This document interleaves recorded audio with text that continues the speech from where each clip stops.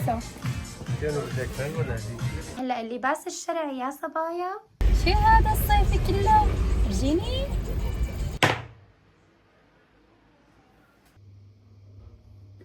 اعطيني رأيك هلا بالمعمولات.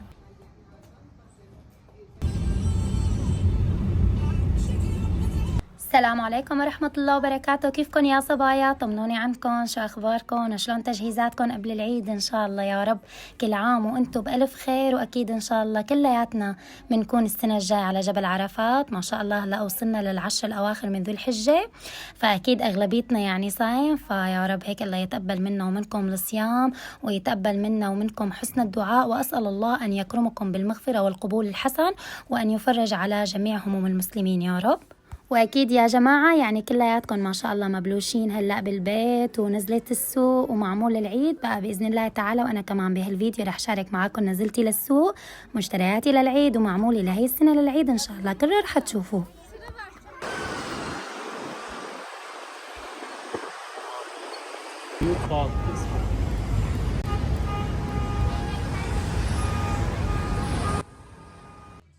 ونزلنا على السوق يا صبايا مشان نكمل بقية الأغراض تبعوت العيد. بتعرفوا يعني العيد ونزلة واحدة تجيبوا هيك كل الأغراض ما بيمشي الحال.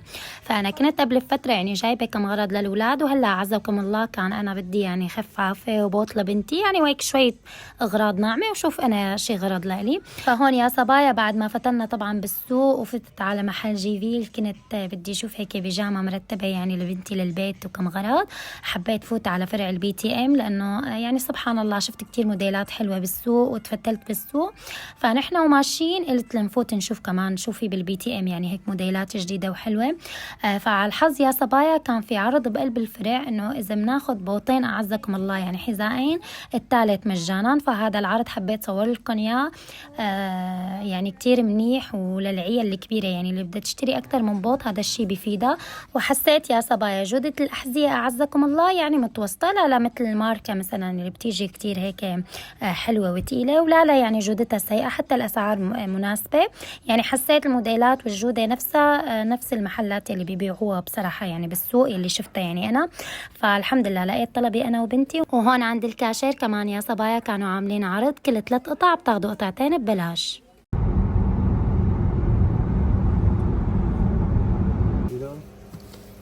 هذا 375 وهذا 300. بطلنا من هذا والله نص كيلو.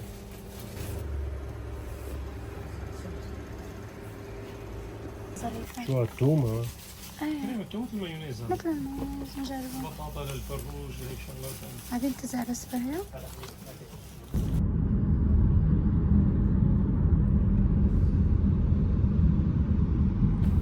واخيرا يا صبايا الحمد لله رب العالمين، والله يديم النعمه علينا يا رب، خلصت كل اغراضي مشان العيد. وكمان كنت مثل ما فرجيتكم عم جيب الاغراض مشان معمول العيد، ومرقت جبت كم غرض من البيم. حبيت فرجيكم هذا كيس الرز الطويل اللي انا بستخدمه يا صبايا مشان الاكلات اللي بدها رز طويل، يعني ان كان كبسه ولا مندي. بنصحكم تجربوه كتير حيعجبكم وطيب. فوالله هيك يا صبايا بعد ما رجعت وارتحت، بتعرفوا هلا قد ايه صاير ما شاء الله يعني الجو شوب وشمس وحر. فوالله هيك لتنشنشت شوي كانوا طالبين مني الأولاد سندويش الهمبرجر، فكتير هيك بيحبوها. وأنا بالعادة يعني بساويها هي السندويشة بالبيت. فدغري الله وكلكم هيك طالعت لكم هاللحمة، واستنيتها شوي لتذوب. تبلتها بملح وفلفل وقليتها بزيت وطبقتها بالسندويش.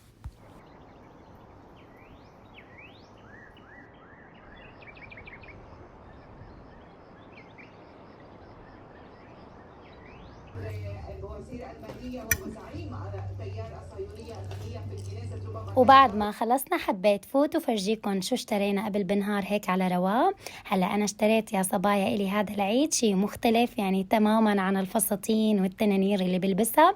حبيت جيب يلي انا الي نفسي فيه زمان، هو اللباس الشرعي. والله يا صبايا ما بدي لكم قديش هيك مروقه، انه الحمد لله كتير عجبني، وعلى اللبس يعني كتير حلو. وحتى يعني نويت ان شاء الله انه اشتري قطعه تانية منه. فالمهم يا صبايا هذا بيجي قطعتين، قطعه مثل الفستان تحت وايديه هيك زم، والقطعه الثانيه بتيجي مثل موديل 7 ربط لورا طبعا الحجاب، و7 هيك لتحت الصدر. ما شاء الله يا صبايا، يعني أنا بصراحة يعني كنت حاطة بالي، فمشان هيك أنا ما احترت يعني بشراء التياب لإلي. نزلت على محلين بالفاتح بيبيعوا خصوصيا لباس شرعي، ما شاء الله عنده موديلات كتير مختلفة وعنده عبايات، بس أنا حبيت جيب يعني اللي نفسي فيه واللي حسيته ما شاء الله إنه عملي. هو اللباس كتير عملي، بنفس الوقت ساتر، فيني ألبسه بأي وقت بدي إياه. ما شاء الله قماشته يعني هيك كتير رطبة، وحتى حبيت لونه، وفي أكتر من لون منه بس أنا حبيت هذا اللون. طبعا يا صبايا ما بدي لكم على قماشة قديش رطبة، ما شاء الله غسيل ولبس. نصحتني فيها الله يجزيها الخير صاحبة المحل، اسمها حرير المدينة. عن جد كتير القماشة حلوة، وأنا بنصحكم فيها إذا حابين تجربوا اللباس الشرعي جيبوا من هاي القماشة. بس في مشكلة يا صبايا، طلعت صغيرة إنه ما شاء الله هو اللباس بيجي طويل كتير، مع إنه الحمد لله طولي مناسب، بس طلع كمان شوي طويل علي، فاضطريت أصره عند الخياط طلع ممتاز. وأنا كتير بنبسط يا صبايا وقت ما تشاركوني رأيكم بالتعليقات. هيك بتمنى تكتبولي شو رأيكم باللباس الشرعي، شلون لونه، شلون موديله عجبكم، يعني هيك نتشارك الآراء مع بعض. هلا يا صبايا صار وقت غراض الBTM، حبيت فرجيكم أول شغلة شو اشتريتها. أعزكم الله هذا البوط لبنتي سعره 419، هيك حبيت غير عن اللي عندها، هي عندها أسود وبيج، قلت هذا اللون الرمادي يعني حلو وبنفس الوقت بيلبق مع التيابة بالعيد، وبتعرفوا هيك الأولاد قديش بيدعكوا فبدهم هيك لون يعني غامق. وهي الخفافة يا صبايا أعزكم الله هيك كتير حبيت لونها، وحسيت ما بعرف هيك موديلها غريب، وبصراحة أنا مالي لابسة يعني قبل هالمرة هيك خفافة موديلها. كتير حبيتها ولونها حلو، قلت بيج يعني بتلبق مع الكل. سعرها ما أتذكر 500 وشوي. بس هلا يا صبايا في مشكلة، أنا جبت أعزكم الله لفرجيكم بوط أبيض واحترت بين الاثنين، فأنا شاركوني هالشي بالتعليقات إذا بتحبوا أنتو أنه هيك لون ممكن ألبسه يعني ألبق على اللباس الشرعي. طبعا هذا البوط يا صبايا أعزكم الله الأبيض، يعني أنا بالنسبة لي لا أبيض ولا أسود بحسن استغني عنه، هيك كتير بحسه حلو وسبور، بيلبق مع كل التياب ومريح خصوصيا بالصيف. هلا اللباس الشرعي يا صبايا ان شاء الله انا يعني لسه ما هيك لبقت ليش انتايه، فان شاء الله انا بكره بس يكمل كل يعني هيك الطقم ان شاء الله رح فرجيكم اياه كلياته. جبت لها كمان لتالا هدول هيك الشغلات الناعمين، الكتاكيت مطاطات وبكلات، يعني هيك خليتها تنقي هي اللي عجبها. جابته هيك سبحان الله تبعت البنوتات شو حلوين الغراض، بتعرفوا هيك بالعيد بدها يعني شي جديد مطاطات وهالقصص.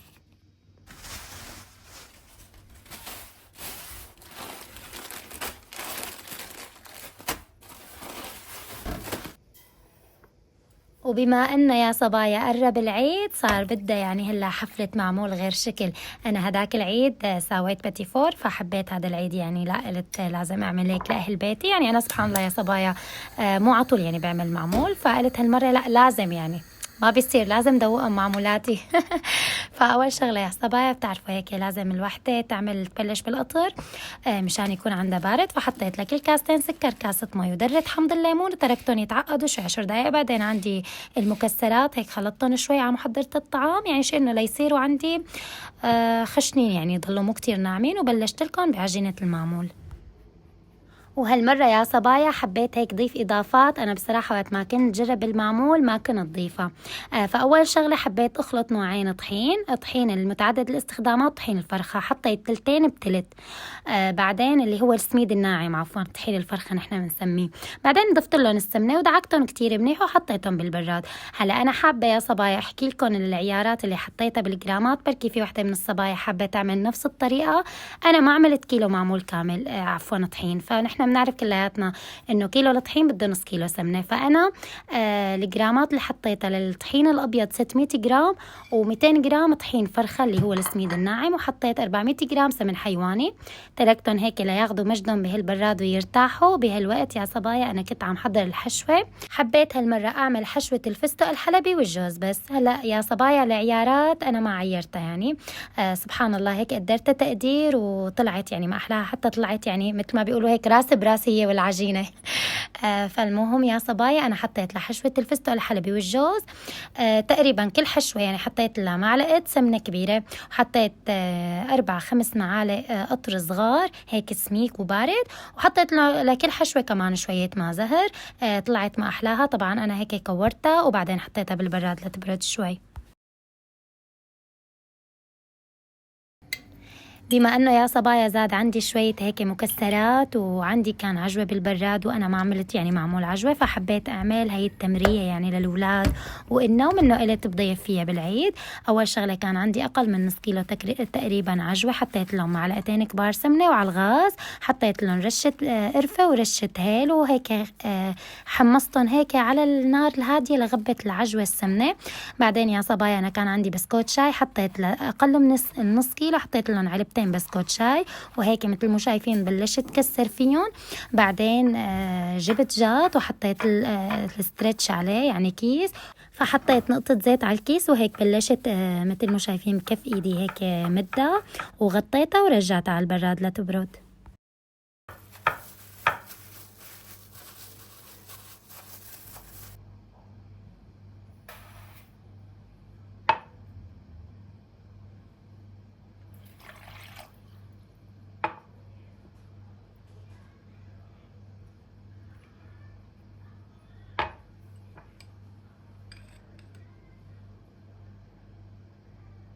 جهزت كل أموري يا صبايا وصارت عدة المعمول الحمد لله يعني جاهزة عندي، مثل ما بيقولوا كل شيء على 24، مستنية هالعجينة الذهبية.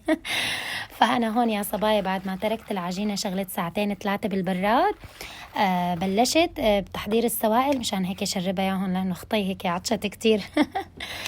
فأنا حطيت للسوائل تبع العجينة المعمول كاسة مي باردة كتير وكاسة سكر، وحطيت تقريبا 3/4 كاسة الحليب بودرة نيدو، وحطيت رشة فانيليا ورشة محلب، وطالعتها من البراد دعكتها هيك أول شي لرجعت ساخت السمنة بقلب منها يعني هيك بشي بسيط.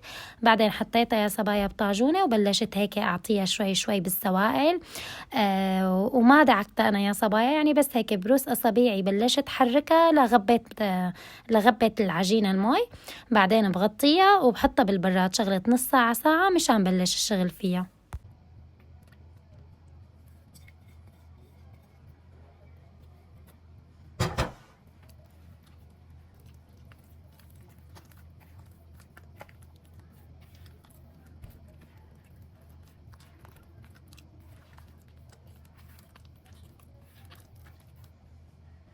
أكلت معي يا صبايا العجينة تقريبا بالبراد شغلت ساعة، أنا فكرت بصراحة يعني هيك شغلت نص ساعة وبتبرد وبنبلش شغل فيها، بس سبحان الله هيك كان كمان الجو شوب، فكنت عم طالع أنا يا صبايا هيك كل قطعة بقطعتها ورجعها فورا على البراد. وهيك قطعتهم كل وحدة يعني هيك قطعة دويرة، وبعدين بلشت احشي فيها الحشوة بعدين قيمة. بس بصراحة يا صبايا بعد ما بلشت هيك احشيهم وقيمهم على جنب، وقت ما بلشت حطهم بقلب القوالب صاروا ما يطلع يعني الشكل ظابط لأنه العجينة كتير سايخة. فصرت الكرات يلي دورتها وحشيتها حطها شوي بالبراد، وصرت يلي دغري احشيها وكورها دغري هيك حطها بقلب القالب وساويها بقلب الصينية يعني حطها.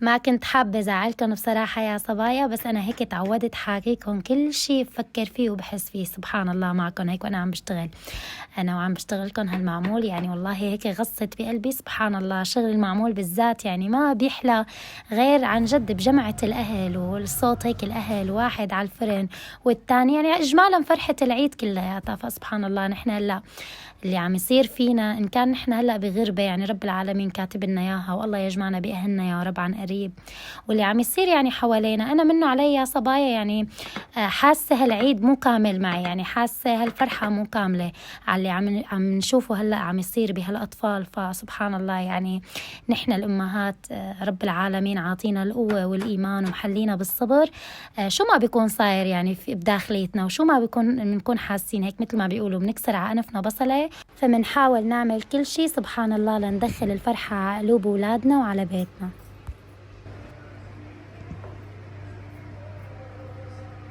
وصاروا جاهزين يا صبايا عندي المعمولات تبعت العيد ما شاء الله. طلعوا الكمية 3 صواني.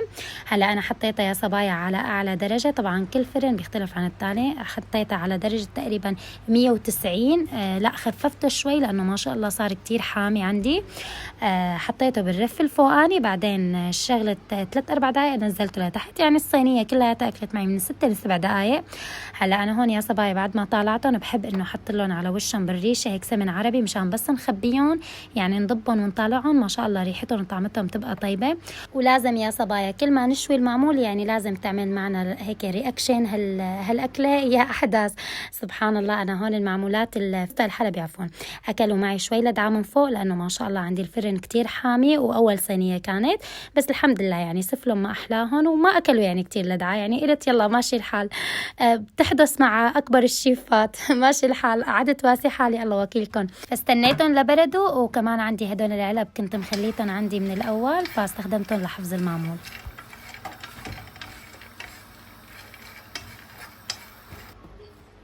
وحمست لكم يا صبايا هالكاجو هالفستق الحلبي هيك تحميصه شيء انه على الغاز من دون طبعا اي شيء مشان اكله التمريه. بعدين حطيت على الطبقه الاولى شويه سمسم مشان يا صبايا وقت ما نقلبها يعني هيك انا قلبتها وانا عم كبس على الوش الفوقاني المكسرات ما يلزق بقلب الجاط. فالمهم يا صبايا هون بعد ما طلع منظرها بياخد العقل وهيك تركتها شوي كمان لتبرد، اجيت بدي اقطعها مثل ما بيقولوا هيك يا فرحه ما تمت. بصراحه يا صبايا انا كان لازم يمكن على البسكوت الكمية اللي حطيتها لازم أكتر عجوة. وأنا عم هيك عم طالعها طلع يعني شي كم هيك قطعة صاغ سليم مثل ما بيقولوا فأكتر يعني من نص الجات فرفط بصراحة. فأنا قلت لا تيأسي يا بنت، يعني عملتي وتعذبتي فيها وما شاء الله يعني فيها مكسرات وفيها فوائد كتير يعني منيحة حتى للأطفال كتير طيبة. فقلت هيك كورت أول شي عجنتها، بعدين هيك كورتهم لكرات وطحنت فستق حلبي وصرت لك كرات بالفستق الحلبي ونسيت اللهم صل على سيدنا محمد نسيت وبالسمسم. الله أكبر الله أكبر لا إله إلا الله. الله أكبر الله أكبر ولله الحمد. وبعد نص الليل يا صبايا بعد شغل طوال النهار الحمد لله ناموا هيك ولادي، نامت العيلة كلها عندي الحمد لله، وأنا هيك الله وكيلكم يا صبايا فقست معي هالنومة وقلت يلا فقست وعلي وعلى أعدائي ساويت لكم فنجان هالقهوة وحطيت لكم هالحلويات وقلت والله هيك لأعزم كل الصبايا على هالحلو. خليلي قلبكم يا رب هيك والله. قلت يعني بعد ما خلصت الشغل حطيتهم وقلت حبيت فرجيكم هيك شلون طلعوا شلون من قلبهم. سبحان الله يا صبايا أنا بعد ما خلصت والله يعني كنت بدي صور لكم شلون كان المطبخ يعني وعجقت. بتعرفوا المعمول يعني بتحسوه مثل القنبلة المفجورة، بس خفت ترتعبوا فقلت يلا بلالكم هالشوفة. الله يقوينا ويقويكم يا رب، يعني والله ما خلص نهاري غير وأنا فطسانة. فقلت يلا يا بنت هيك طارت هالنومة وطارت سويت فنجان القهوة وقعدت هيك على رواق شوي ريح والله لأنه ما عاد فيني يا صبايا. بس عن جد كتير يعني الحمد لله هيك راضية عن نتيجة المعمول وانبسطت انه ما راح يعني الحمد لله شغلي على شي فاضي. فان شاء الله يا رب تكونوا حبيتوا هيك منظر المعمول وفيديو اليوم. ولهون يا صبايا بكون وصلت معكم لنهاية الفيديو. ان شاء الله كل عام وانتم بألف خير، واذا حبيتوا الفيديو اكيد لا تنسوا تدعموه باللايك واشتركوا بالقناة ليصلكم كل جديد مني. هلا بلكم بأمان الله. شو رأيك فيهم؟ كونك مبارحة ما دقتهم بعد ما عملتهم. والله شي طيب، الله يسلم الديات. وداك شلون هيك العجينة هيك شو رأيك فيها؟ ممتازة والله. هالمرة حطيت بقلبها مكونين بالعادة ما بحطهم. العجينة ممتازة طالما والله صحتين وهنا. يا عيني شايفلها دغري على الحالة عم تهرب عارف ده الحمد لله هالمرة غير شكل طالعين. بالعيد انا قلبي يهنيكم وادعي من ربنا يخليكم والفرحة تنور لياليكم يا نور العين. بالعيد انا